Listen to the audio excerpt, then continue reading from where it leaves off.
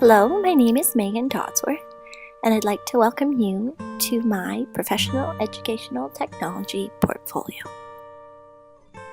I've created this portfolio as a culminating research project as part of the completion of my Master's in Educational Technology from the University of British Columbia.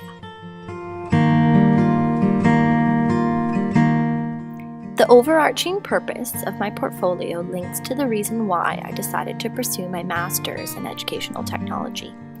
My goal is to showcase innovative and educational ways in which technology can be used as an effective learning tool at the primary level.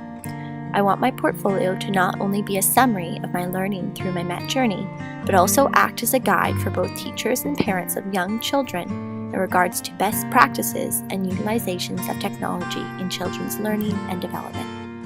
I want my portfolio to represent who I am as an educator and how educational technologies enhance and deepen my pedagogy on a daily basis. I want to share my philosophies and ideas with other educators who are passionate about educating children, learning and living in this digital era with the support of technology. I've chosen the metaphor of a growing garden to represent my master's journey, as well as the learning and growth that my students and myself have experienced with the support of technology. I love gardening both at home and at school with my grade 1 students. This year, the school I teach at built brand new garden space, which got me thinking about how my master's journey and the integration of digital learning tools into my practice is comparable to the process of growing a garden. One must consider the growing conditions, gardening tools, and plants' needs to grow a successful and thriving garden. The same thought and care is necessary to enable the flourishing growth of young digital learners. In the following section, I will take you on a guided tour through my e-portfolio. Let's begin on the home page, where you will find my metaphor description, as well as the purpose and intended audience of my portfolio. From there, let's move on to the About page, in which I introduce myself, my interests, as well as the levels I have experienced teaching. I also introduce what digital technologies I feel are best suited for young learners. And at the bottom is my Connect and Share section, in which you can reach me via social media or email if you have something to share. To navigate in my portfolio, there is a menu bar at the top, as well as in the footer at the bottom, or if you prefer, there are guiding buttons on each page to take you to the next section. Once you've gone through my Home and About page, the rest of my portfolio is laid out following 4 stages of growing a garden. First, there's growing conditions, and there's the artifacts included underneath. Then the following section is gardening tools, and there's 3 artifacts in that. Bloom and grow is the third, and finally your harvest.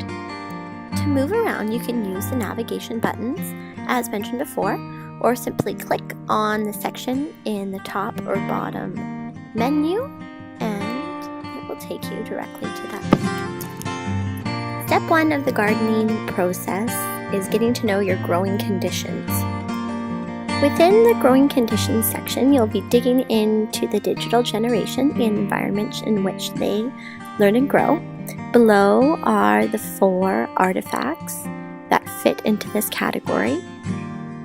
The 4 artifacts that support getting to know your environment and the digital learners you'll be working with are Growing Up Digitally, the App Generation, Screen Time in Children, and What is New Media.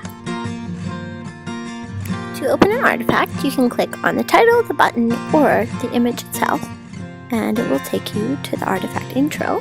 If it's a website, you can click on the image, and it will take you to the site. You can navigate around, very similar to the rest of my portfolio. Or if you select an artifact that is a video, like my app generation project, click on the header image, just like going to a website, and you'll be taken to a page that has the video directly embedded into my site. The next section is an in-depth look at the digital tools that you can use with your young learners. In the gardening tools section, we look at the question of what are the best tools for the job, and a look into the digital learning tools I feel are best suited for young learners. One of my central focuses has been looking into the potential tablets, specifically iPads, hold with primary learners. Therefore, the 3 artifacts in this section take you through why I chose iPads, iPad integration, and my favorite apps. I'm going to take you briefly through all 3 of the artifacts in this section, and beginning with why iPads. Why iPads takes you through the research and reasons behind why I chose to integrate iPads into my teaching and classroom. At the bottom, you'll find a research paper I wrote and used as a part of a proposal for a new iPad initiative in the primary division at my school to integrate tablets into our junior kindergarten, and the level I teach, grade 1 programs. Let's move on to iPad integration, and we'll use the navigation button on the bottom. So I'm happy to report that my proposal was accepted and my school purchased tablets to go into our primary level classrooms, 5 in each classroom. So I was working and supporting the integration of about 40 iPads across 3 different grades. In the iPad integration section, I take you through what I've learned throughout the integration process at my school, following the sections model, which is a framework for integrating technology into education, which I came across in many of my MET courses. So on this page, I take you through 8 areas of consideration when you're integrating iPads specifically with primary learners. Beginning with your students, then ease of use, the costs, your teaching and learning, the interactivity, organization, novelty, and speed of the devices you're considering, specifically iPads in this case. Let's now move on to my recommended apps for kindergarten and grade 1 students. I get this question a lot. What apps should I pick for my young learners? So in this section, I have culminated all my apps. I start with my top picks at the beginning here. I also did an in-depth research about the app, explaining everything which you haven't used. It's wonderful. Then I've divided it into different sections, depending on what you're looking for. And I will say, keeping up with the latest and greatest apps for children is an ongoing process, so please share any of your favorite apps with me on the About page. The third section of my portfolio is entitled Bloom and Grow, in which you will get a look into the learning and growth my students have done through digital learning projects, which were facilitated in large part by the iPads. So once my iPads were up and running, I used them a lot to document the learning projects we were doing in our grade 1 classroom and around the school. So there's 3 different artifacts in here. Digital storytelling, ePals, and digital badges. Digital storytelling was huge for me. At the top is a digital story I created about the cultural evolution of storytelling for a little bit of historical background. Then I take you through some examples of digital storytelling projects I did with my grade 1 students in a range of different subjects as well as topics. Finally, one of the most exciting parts of growing a garden is the harvest, a time that you get to share what you've grown with others. In the harvest section, you will find ways and reasons why you should share and celebrate your students' learning. The first artifact is student e-portfolios, just like my own, same kind of idea. I believe digital portfolios hold just as much value at the primary level in comparison to higher level education, in which they are very popular already. To view one of my grade 1's e-portfolios from this past year, simply click the header or the title and it will take you there. The other artifact in my harvest section is my class blog.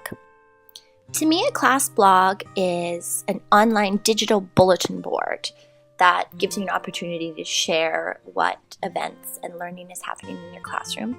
It also enables students to have an authentic audience for their learning other than their peers in their class, and has done a wonderful job in promoting and enriching my home school connection. To view my past year's class blog, simply click on the header and it will take you to the site as with the other artifacts. And within my class blog, it's chronological, so it's kind of end to beginning, and it will show you lots of different projects and events that have happened in my grade 1 classroom. Well, I hope my guided tour has been helpful in guiding you through the navigation, layout, content, and overall purpose of my portfolio. I'll conclude with a quote that I feel fits not only gardening, but growing learning with the support of digital technologies. A garden requires patience, labor, and attention. Plants do not grow merely to satisfy ambitions or to fulfill good intentions. They thrive because someone expended effort on them.